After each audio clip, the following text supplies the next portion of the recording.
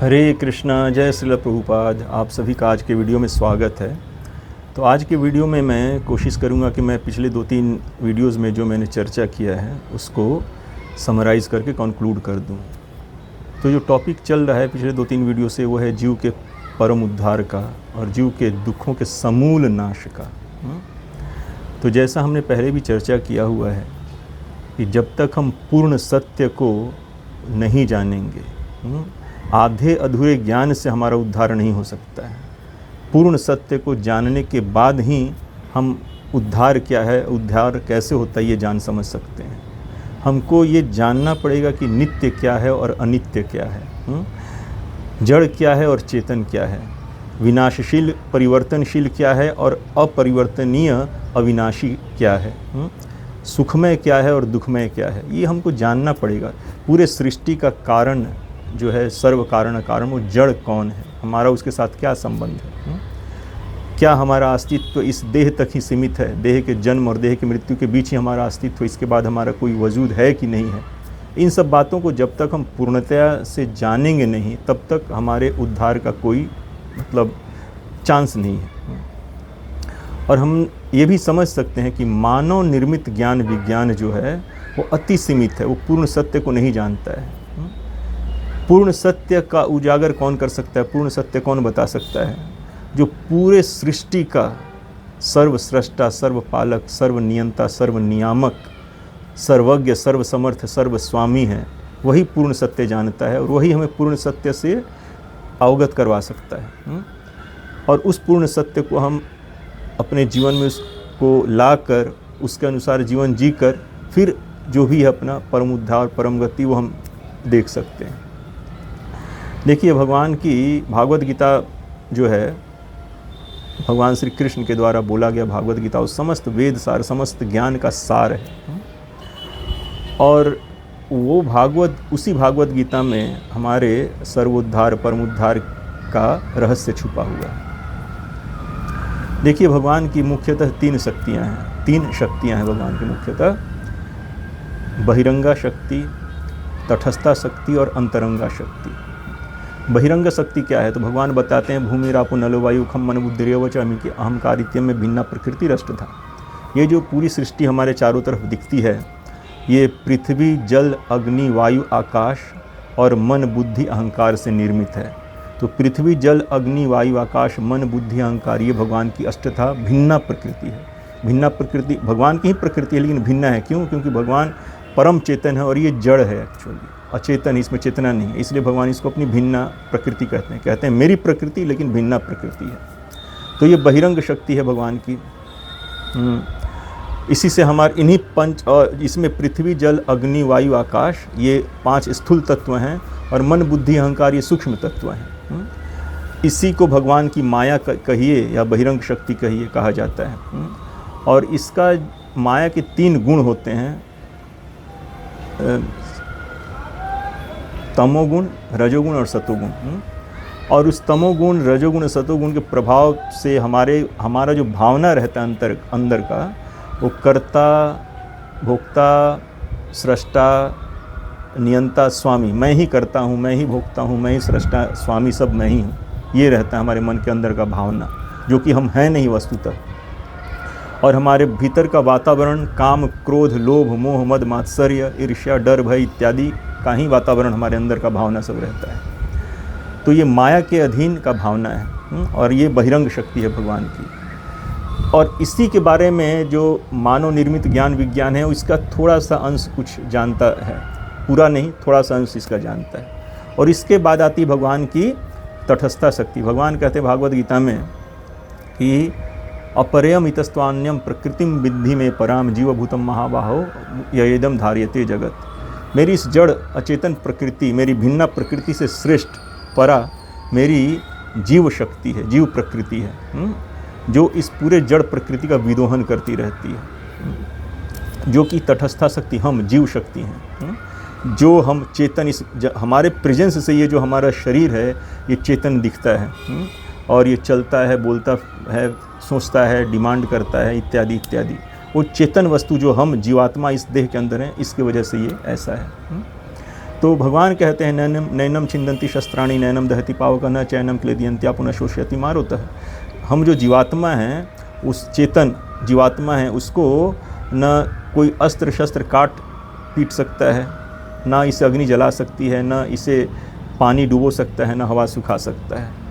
और न जायते म्रियते व कदाचिन नायम भूत्वा भविता व न भूय अजो नित्य शाश्वतो यम पुराणो न हन्यते हन्यमाने शरीर। इस जीवात्मा का न कभी जन्म हुआ है, न कभी ये मरता है।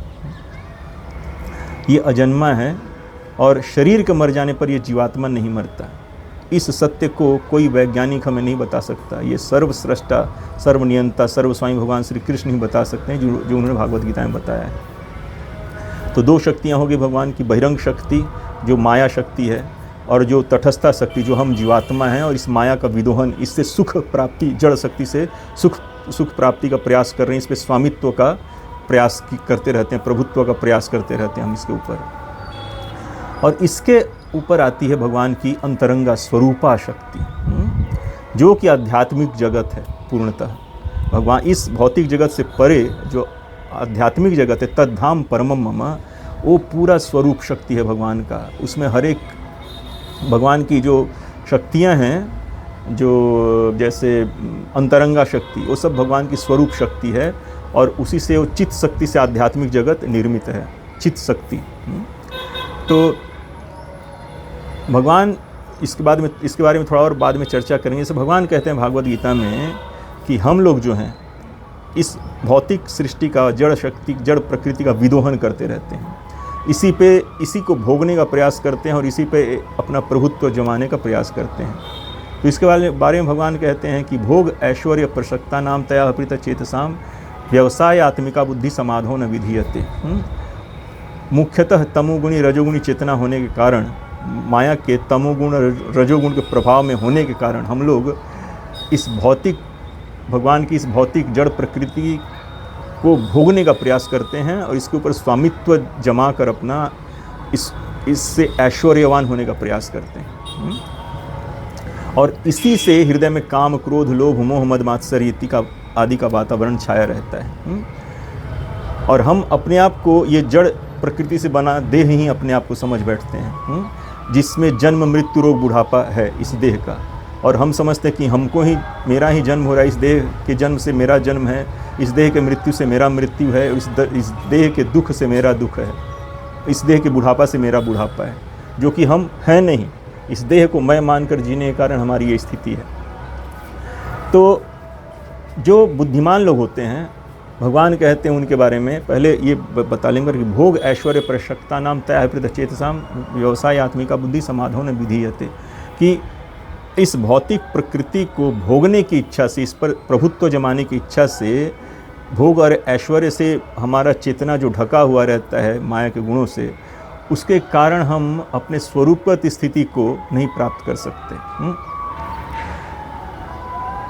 मतलब भगवान के प्रति, भगवान के भक्ति के प्रति दृढ़ संकल्प होकर और भगवान के चरणों में पूर्ण समर्पित हो जाए, उस स्थिति को हम प्राप्त नहीं कर सकते। हमारे मन में जो महत्व बुद्धि रहता है, वो महत्व बुद्धि होता है माया को भोगने के प्रति, जड़ प्रकृति को भोगने के प्रति, जड़ प्रकृति को के ऊपर अपना प्रभुत्व जमाने के प्रति हमारा महत्व बुद्धि रहता है। इससे श्रेष्ठ कुछ है उसके प्रति हमारा महत्व बुद्धि जाता ही नहीं उधर। और भगवान कहते हैं कि क्या कहते हैं भागवत गीता में, कहते हैं कि ये ही संस्पर्श जब होगा दुख योनय एवते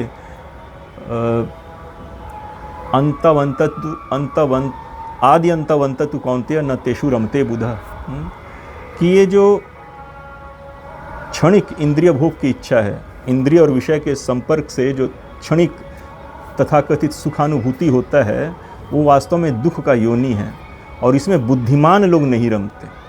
तो यानी कि जिनको तत्व ज्ञान है वो लोग इस माया को भोगने में नहीं रमते। तो उनका रमण क्या है? बुद्धिमान लोग जानते हैं कि सर्व कारण कारणम सर्वस्रष्टा सर्वनियंता भगवान श्री कृष्ण हैं, तो वो उनके प्रति जो भावना है उसको हृदय में रखते हैं। और वो क्या है, भगवान उनके बारे में बताते हैं कि मत चित्ता मदगत प्राणा बोधयंतः परस्परम कथयंतश्च माम नित्यम तुष्यन्ति च रमन्ति च। वो बुद्धिमान लोग माइक चेतना को छोड़कर, माया को भोगने और माया के ऊपर प्रभुत्व जमाने की इच्छा को छोड़कर, मैं कर्ता भोक्ता नियंता स्वामी मैं हूँ, ये भावना छोड़कर वो मुझे श्री कृष्ण को अपने स्वामी, सर्वे सर्वा, सर्वस्रष्टा, सर्वपालक, सर्वनियंता, सर्वनियामक के रूप में जानते हैं, स्वीकार करते हैं, और मेरे ही में उनका चित्त प्राण लगा रहता है, और मेरे दिव्याति दिव्य गुण लीला आदि का ही वो सदा चर्चा करते रहते हैं आपस में एक दूसरे से, और उसी में वो रमते हैं और उसी में परम संतुष्ट रहते हैं। तो ये आध्यात्मिक चेतना है। और ऐसे लोगों के लिए भगवान भागवत गीता में कहते हैं कि क्या कहते हैं, महात्मानस्तु माम पार्थ दैवीं प्रकृतिमाश्रिता और भजन्ति अनन्या मनसा भूतादि ज्ञात्वा भूतादिम अव्ययम, कि मेरे दैवीं प्रकृति मतलब मेरे अंतरंगा शक्ति, स्वरूपा शक्ति के शरण में रहकर, आश्रय में रहकर महात्मा जन, बुद्धिमान जन वो मुझ श्री कृष्ण को सर्वश्रेष्ठा, सर्वपालक, सर्वनियंता, सर्वनियामक, सर्वस्वामी जानकर अनन्य भाव से मेरे भजन में दृढ़तापूर्वक लगे रहते हैं। वो माया के भोगने में, माया के प्रवाह में, माया के वेग में नहीं बहते, बल्कि दृढ़तापूर्वक मेरे चरण कमलों, मेरे अंतरंगा शक्ति, दैवी प्रकृति के शरण में, आश्रय में रहकर मेरा ही भजन भक्ति अनन्य भाव से करते हैं। तो ये जीव का स्वरूपगत स्थिति है, और इसी से जीव का उद्धार होता है। और भगवान का जो फाइनल इंस्ट्रक्शन है भागवत गीता में, वो इस भौतिक प्रकृति को भोगने के प्रति नहीं है कि इस भौतिक प्रकृति को भोगो, मैंने तुम्हारे लिए इस भौतिक जगत को बनाया है, तुम इसको भोगो, यही मेरा फाइनल इंस्ट्रक्शन है तुम्हारे लिए। नहीं, भगवान ने ऐसा कभी नहीं कहा है, बल्कि हमें इस भोग प्रवृत्ति से बाहर निकालना चाहते हैं भगवान। क्योंकि ये जो भोग प्रवृत्ति, जैसे हमने चर्चा की है, वो दुख का कारण है। और हम जब तक इस माया के भोगों में सुख ढूंढने का प्रयास करेंगे, तब तक भोग ऐश्वर्य के प्रति जब तक हमारा आसक्ति रहेगा, तब तक हम एक देह से दूसरे देह, दूसरे देह से तीसरे देह में भ्रमण करते रहेंगे। इसी भौतिक जगत में भोगने की इच्छा की वजह से इसी भौतिक जगत में फंसे रहेंगे।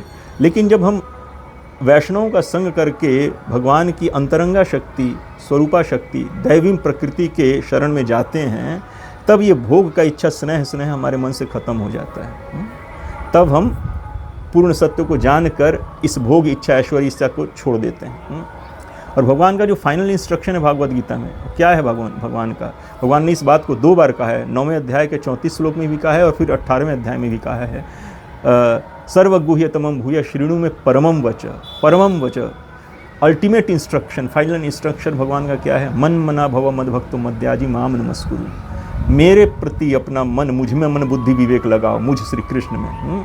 मेरा भजन भक्ति करो, मेरे किसी विशुद्ध वैष्णव के संग शरण में रहकर मेरा भजन भक्ति करो, मुझ श्री कृष्ण का। मेरी ही पूजा अर्चना करो और मुझे ही नमस्कार करो, मुझे ही प्रणाम करो। तो इसका परिणाम क्या होगा?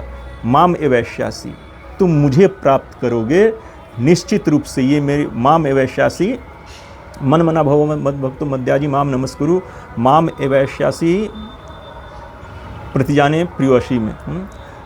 मेरी प्रतिज्ञा है, मेरा वचन है कि तुम मेरे प्रति अपने मन का भावना रखोगे, मुझ में अपना मन लगाओगे, मन बुद्धि लगाओगे, मेरे किसी विशुद्ध वैष्णव के संग में रहकर, शरण में रहकर मेरा भजन भक्ति करोगे, मेरी ही पूजा अर्चना करो और मुझे ही प्रणाम करोगे, तो तुम निश्चित मुझे प्राप्त करोगे। ये मेरा परम वचन है, ये मेरी प्रतिज्ञा है।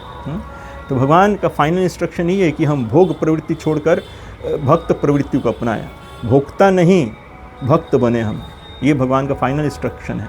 और भगवान कहते हैं कि जो मेरे द्वारा दिए गए इस पूर्ण ज्ञान का जो ग्रंथ है भागवत गीता, इसमें जो पूर्ण सत्य मैंने बताया है, उसके ऊपर जो श्रद्धा नहीं रखते हैं, उसको 9वें अध्याय में भगवान ने बताया है कि अश्रद्धया पुरुषा धर्मस्यास्य परंतप अप्राप्यम माम निवर्तन्ते मृत्यु संसार वर्तमनि। कि अश्रद्धाना पुरुषः धर्मस्यास्य परंतप अप्राप्यम माम निवर्तन्ते मृत्यु संसार वर्तमनि। कि जो मेरे द्वारा दिए गए इस भागवत गीता के ज्ञान के प्रति उसको स्वीकार करके, उसके प्रति जो उसको स्वीकार करके, उसको जान करके, और फलस्वरूप जो मेरे प्रति समर्पित नहीं होता है श्रद्धापूर्वक, वो मुझे प्राप्त नहीं करता, और फलस्वरूप वो इसी जन्म मृत्यु रोग बुढ़ापा के चक्र में फंसा रहता है, जो दुखमय जीवन है। तो यदि हम अपने दुखों का समूल नाश चाहते हैं तो हमें भोक्ता प्रवृत्ति छोड़कर भक्त प्रवृत्ति अपनाना पड़ेगा। भगवान की माया शक्ति को छोड़कर भगवान की अंतरंगा शक्ति, स्वरूपा शक्ति, दिव्य प्रकृति के शरण में जाना पड़ेगा, वैष्णव के शरण में जाना पड़ेगा, और भगवान के अनन्य भाव से भजन भक्ति के माध्यम से पूर्ण शरणागत होकर भगवत धाम को प्राप्त करेंगे। और भगवान के शरणागत होते ही हमारे दुखों का समूल नाश हो जाता है। जीव इस भौतिक जगत में रहते हुए भी वो माया के वेग से, माया के प्रवाह से वो बचा लेता है अपने आप को, भगवान की कृपा से वो बच जाता है। और हृदय में चूँकि उसके काम, क्रोध, लोभ, मोह, मद, मात्सर्य का नाश हो जाता है, तो इस ऋणात्मक भावनाओं से मुक्त होकर वो भगवत भावना, कृष्ण भावना से युक्त होकर वो खुद ही सुखमय जीवन, इस भौतिक देह में रहते हुए, भौतिक जगत में रहते हुए ही वो सुखमय जीवन का अनुभव करने लगता है वो। और इस देह के पूर्ण होने पर, जैसा भगवान ने कहा कि वो उन भगवत धाम, भगवान श्री कृष्ण के चरण कमल को प्राप्त करता है। तो सार ये है कि यदि हम अपने दुखों का समूल नाश चाहते हैं तो सर्व वेद सार, समस्त ज्ञान सार, सर्वोपरि ग्रंथ भागवत गीता में जो भगवान श्री कृष्ण ने अपने श्रीमुख से बताया है, उसको तत्वतः स्वीकार करके, भगवान श्री कृष्ण को तत्वतः जानकर उनके श्री चरणों के शरण में नित्य रहना पड़ेगा, और भगवान श्री कृष्ण के श्री चरण कमलों को प्राप्त करना पड़ेगा। इससे हमारे दुखों का समूल नाश हो जाएगा और शाश्वत नित्य आनंदमय जीवन की प्राप्ति होगी भगवान श्री कृष्ण के परम धाम गोलोक वृंदावन धाम में, वैकुंठ धाम में। हरे कृष्ण, जय श्रील प्रभुपाद। तो भोक्ता नहीं, भक्त बनिए, उद्धार होगा, परम उद्धार होगा।